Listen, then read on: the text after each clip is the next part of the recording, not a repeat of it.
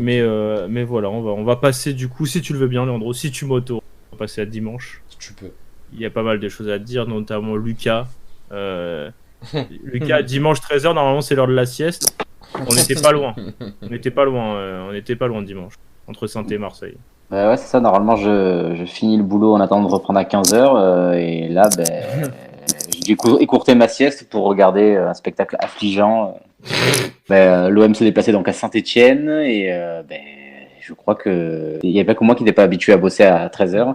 Parce que c'était vraiment, les gars, ils sont pas venus. Il y avait je sais même pas si réellement, à la fin, je pensais ça, je pense qu'ils étaient pas vraiment ils ont été mal préparés à cette horaire. Je crois qu'ils étaient vraiment, il y a eu, je sais pas, ils ont dû faire des mauvais choix par rapport au moment de manger, de faire la sieste. Les pâtes sont pas passées, les pâtes.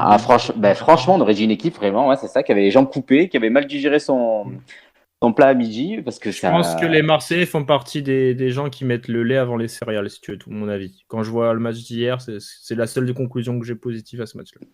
Ouais, mais je pense qu'il faut mettre plus de lait là, parce que ça manque de calcium dans cette équipe. C'est vraiment.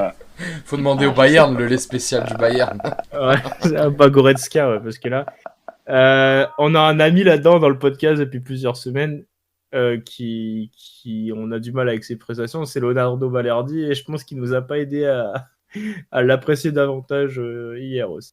Non, ouais, il a été comme depuis son arrivée, qu'il fasse un bon ou un mauvais match, il fait sa bourde, il fait sa petite erreur, et celle-ci, elle coûte un but juste avant la mi-temps.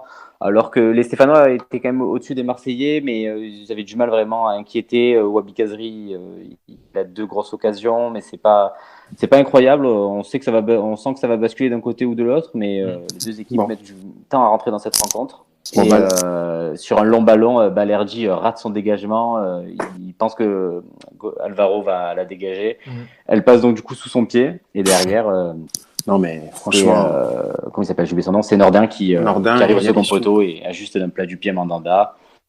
Et ouais, c'est pas la première fois qu'il le fait. Il a fait en Ligue des Champions, il a fait en championnat. Soit c'est des mauvaises lectures de balles, soit c'est des passes dans l'axe. Voilà, donc il n'est pas défenseur central. Il n'est pas défenseur central. Bah si, il est défenseur central. Ça serait encore pire de le mettre au milieu. Hein. Ah bah oui, non, il est défenseur central. Oui, mais je veux dire, ses aptitudes physiques, enfin ce qu'il montre, à chaque fois il fait une bourde, chaque fois il fait une erreur. Je le trouve dans les duels. Même s'il était attaquant, il est fait aussi. C'est pas un problème de poste. Là, avoir une mauvaise lecture de balle comme ça, il aurait juste fait au milieu de terrain. Il n'y aurait pas eu but, mais il aurait fait au milieu. Voilà, c'est ça. C'est ça. C'est pour ça que je pense que c'est pas un mec qui doit jouer dans l'axe. Je trouve qu'il fait trop d'erreurs. Et attends, il a essayé à 3, il a essayé à 4. À chaque fois, ça marche pas. Donc pour moi, ça va pas. Après, il n'y a pas de place au milieu, c'est sûr. Il le fait jouer derrière. Mais bon, franchement, je sais pas, moi, si Balerdi il était français, est-ce que vous l'aurez calculé, franchement? Là, il est argentin, je pense qu'il a un super méga agent, et voilà, quoi. Franchement, je vois pas, moi, ses qualités exceptionnelles. C'est un bon relanceur. Relanceur. Là, tu nous fais une décla à la Raymond Domenech, là. Non, j'abuse pas. Mais, surtout pas Domenech, en plus. Mais non, c'est que je pense que franchement, je le vois un peu surcoté en fait, et je le vois pas défenseur central très rigoureux. Non, je le vois, c'est un joueur élégant, effectivement, mais qui fait trop d'erreurs défensives qui coûtent des buts à Marseille, et il dégage pas de sérénité. Donc malheureusement, et après voilà. Honnêtement, c'est pas un phénomène, quoi. C'est pas un joueur. Non, mais de toute façon, il a pas été vendu comme un phénomène. S'il arrive en prêt du Dortmund sans avoir joué, il a joué 2 matchs en pro, un truc comme ça. Il a un parcours assez atypique, et moi je sais pas. Je trouve qu'il fait des trucs pas mal, mais il y a beaucoup trop d'erreurs d'inattention, il fait beaucoup trop de boulettes, mais il a quelques qualités. C'est peut-être un mec, il va falloir attendre, je sais pas, il va peut-être grandir sur le tard, et il va falloir attendre qu'il y ait un autre coach qui passe par là. Mais ce qui est sûr, parce que là, de toute façon, c'est pas lui qui fait perdre le match. Sur le but, c'est lui qui est fautif, mais toute l'équipe est passée. Déjà, t'as un grand Mandanda et t'as un grand Etienne Green aussi des deux côtés, mais Mandanda a repoussé les chances aussi, quand même. Ouais, tu peux compter, mais il y a eu que lui. Et t'as quoi? T'as Luis Enrique qui s'est un petit peu démené, mais t'as Thauvin qui, a priori, il a déjà dû partir au Mexique. C'était affligeant. Il est volontaire, hein, mais Enfin, il a pas. J'ai eu ses stats, c'est quoi? Un but, une passe sur ses 10 derniers matchs, non? C'est un truc comme ça. Ouais, c'est ça. Non, mais on sent qu'il a déjà la tête ailleurs. Mais le truc, c'est que toute l'équipe a la tête ailleurs. Il était déjà en train de faire une vidéo avec Skyrose et Gignac. Vous l'emmerdez un dimanche à 13h.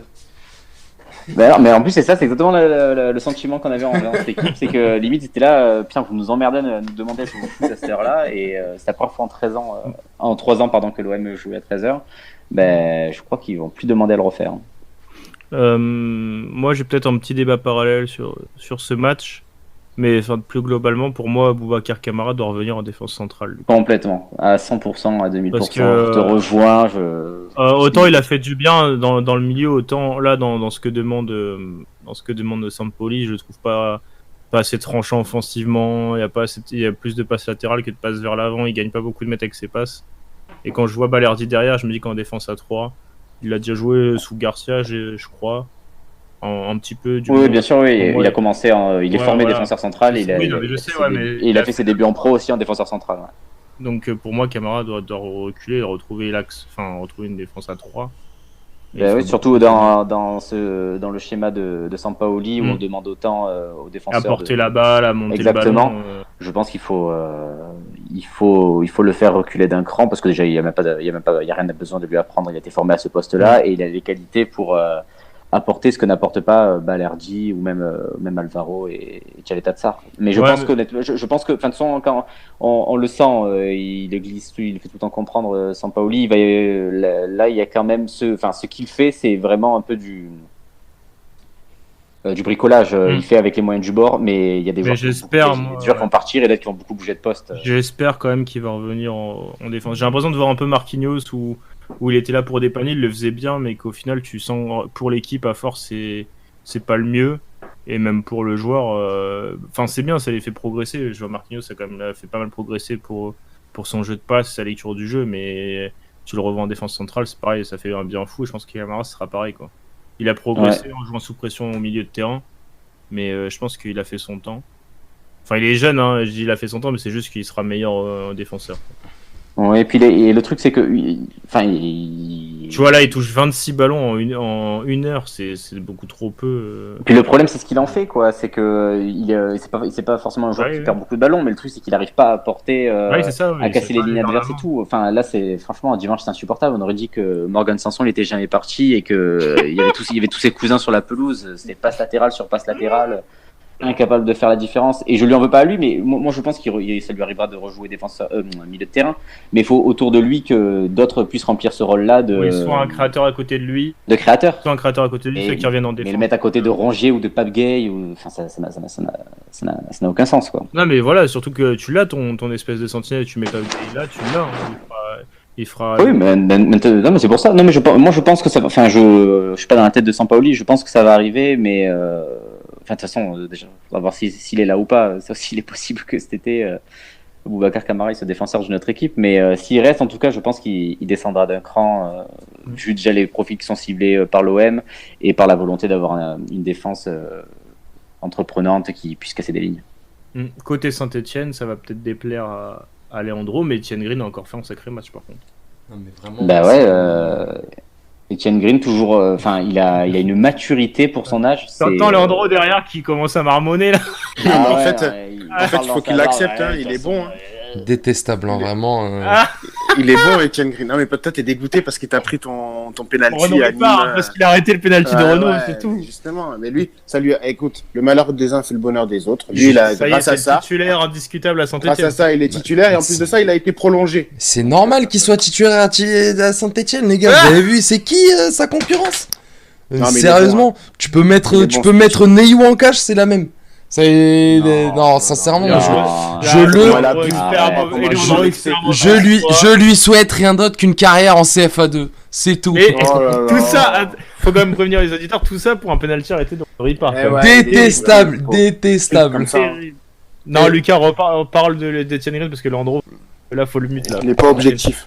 Non, il est honnêtement, il est, comme je disais, il a beaucoup de maturité, il est d'un sang-froid incroyable dans ses sorties, dans ses prises de balles. Il y a une frappe à un moment donné de Payet très C'est la séchée sociale. Mais quel gamin. Non mais et en plus, enfin, je sais pas. Non mais il est assez Il est intelligent, serein. il prend pas de rassure sa risque, défense. Il rassure sa défense. fond. Je trouve. Honnêtement, il a que 20 ans. Il vient d'arriver. C'était quoi? C'était son 6e match.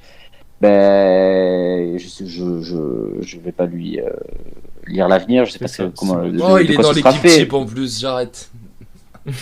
Il mérite, hein.